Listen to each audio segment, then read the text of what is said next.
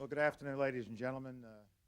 On the subject of DPRK, North Korea, and its announcement today that it intends to withdraw from the Non Proliferation Treaty, the United States condemns this action on the part of North Korea and also finds it very, very unfortunate. This past Monday, the International Atomic Energy Agency's Board of Governors, 35 nations, unanimously agreed to give North Korea a chance to come into compliance with its international obligations, and North Korea has thumbed its nose at the international community. This is very regrettable. It's a sad statement on the part of the North Koreans of the respect in which they hold their own people. This makes it more difficult to find a solution.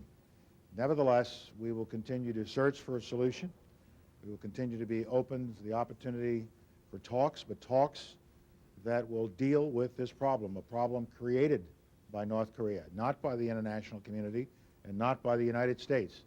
It is their failure to comply with their obligations and their failure to do what they were supposed to do under not only international obligations but the agreed framework entered into with the United States.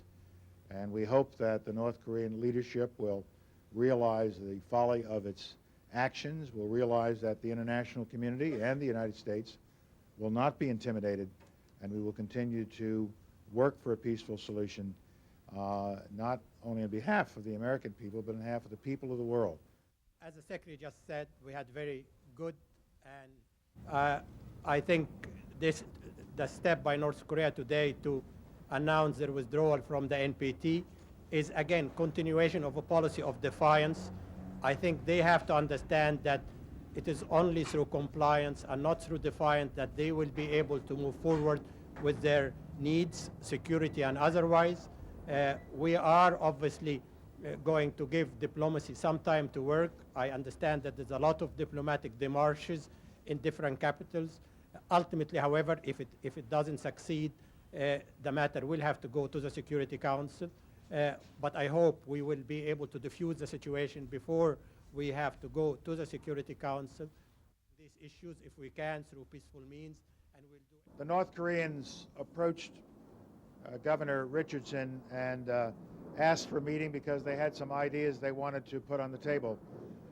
Governor Richardson contacted us, and I returned his calls, and we discussed the matter and thought that it would be useful for him to hear whatever ideas the North Koreans had. Governor Richardson, as you all know, has a past relationship with North Korea and has done work with them, and they know him, and he knows them. So in order to not deprive ourselves of any useful information, we suggested to Governor Richardson it would be okay for him to go ahead, and we made it possible for the North Koreans to see him. He will be calling at the end of the day when these meetings are over to give me a full report, and then we will take that report into account as we move forward to see whether or not any new elements have been introduced into the equation.